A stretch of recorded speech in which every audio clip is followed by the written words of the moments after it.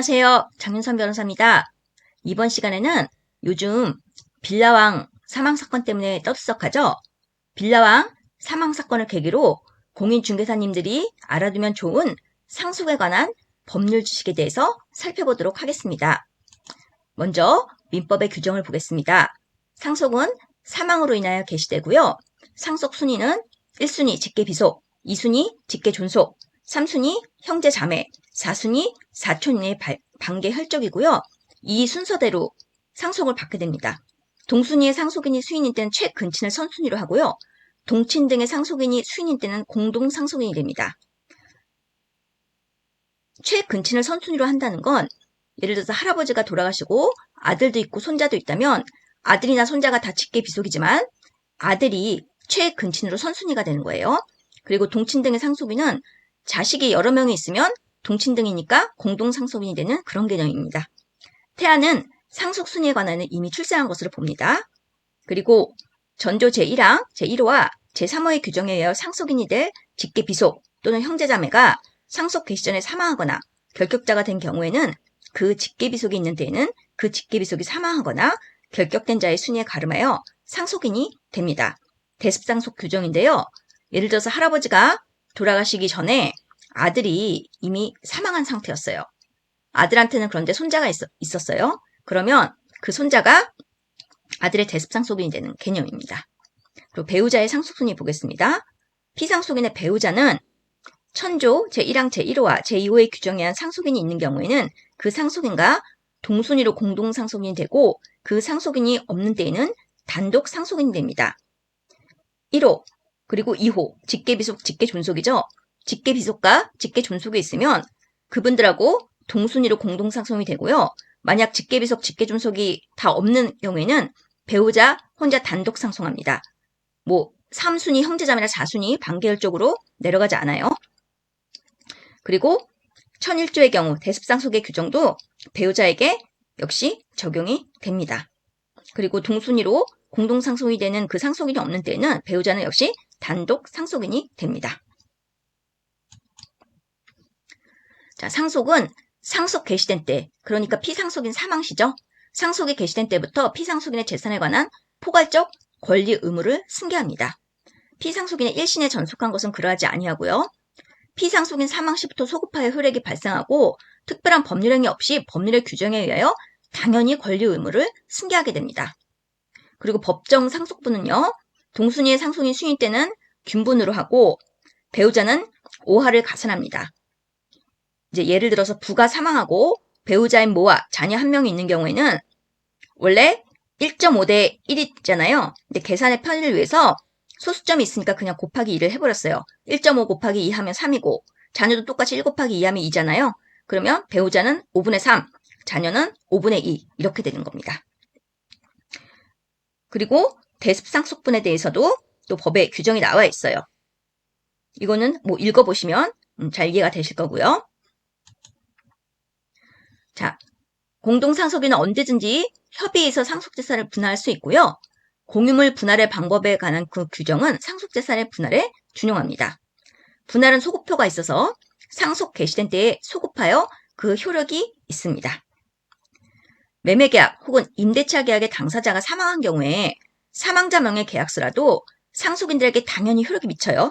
다만 법률 관계를 명확하게 하기 위해서 혹은 상속인들 사이에 협의 분할을 할 가능성도 있기 때문에 상속인들, 협의 분할의 경우는 해당 상속인 그 명의의 새로운 계약서를 작성하는 것이 좋습니다. 상속인을 확인하기 위한 서류는요. 가족관계 증명서, 상속인들의 주소 확인을 위한 주민등록부 등본, 상속인들의 신분증 이런 것들이죠. 상속인들이 협의 분할을 하는 경우에는 상속재산 협의 분할서를 작성하거든요. 상속재산 협의 분할서에는 상속인들 이름이 모두 들어가야 돼요. 한 사람이라도 빠지면 안 됩니다.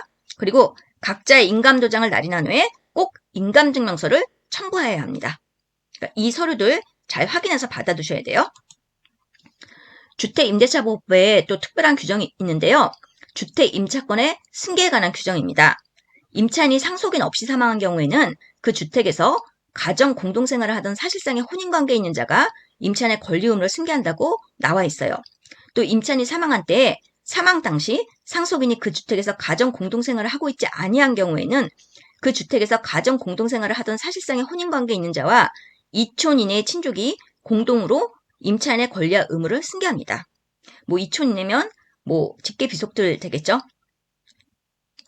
제1항과 제2항의 경우에 임차인이 사망한 후 1개월 이내에 임대인에게 제1항과 제2항에 따른 승계 대상자가 반대 의사를 표시한 경우에는 그러하지 아니하다 해서 반대 의사도 표시할 수 있도록 했습니다.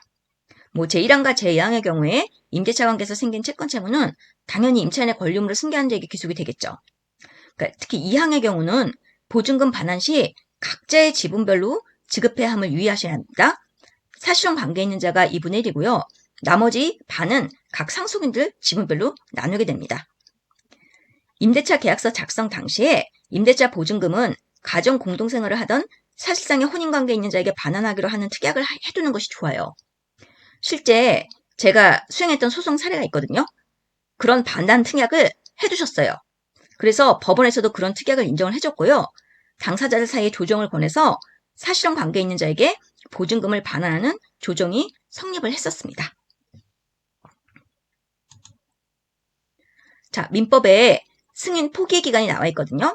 상속인은 상속 개시 있음을 안 날로부터 3개월 내에 단순 승인이나 한정 승인 또는 포기를 할 수 있습니다.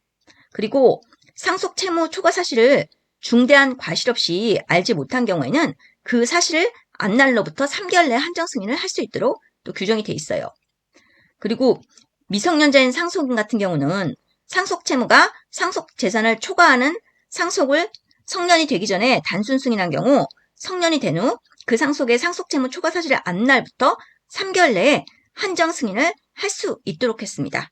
미성년자인 상속인이 제3항에 따른 한정 승인을 하지 아니하였거나 할 수 없었던 경우에도 또한 같다. 신설돼서 2022년 12월 13일부터 시행되고 있어요.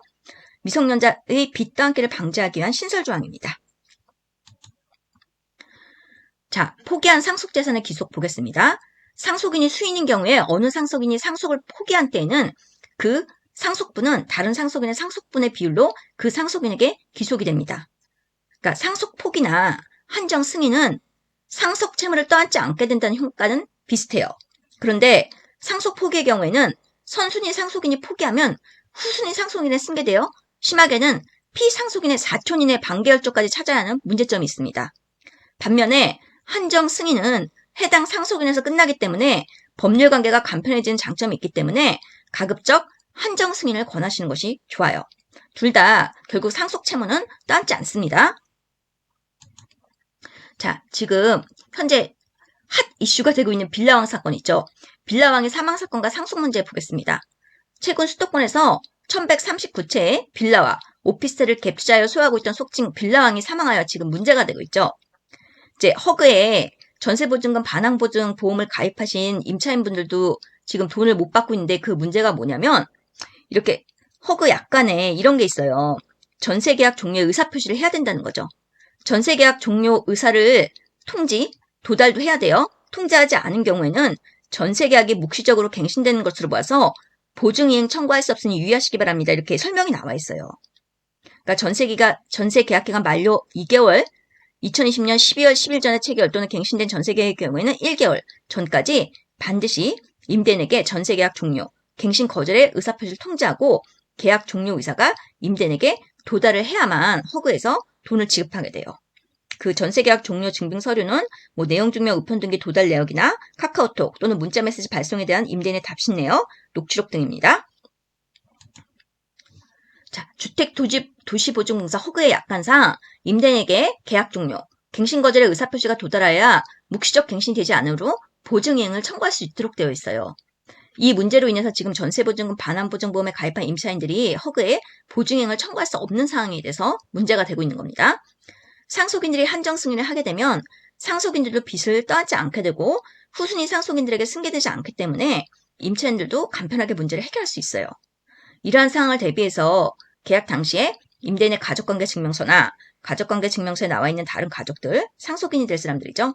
그 가족들의 주소를 알 수 있는 주민등록 초본을 받아두면 좋으나 현실적으로 쉽지 않죠. 또 개인정보들 다 나와 있고 주민등록 번호 다 나와 있는데 이런 서류를 쉽게 주지 않잖아요.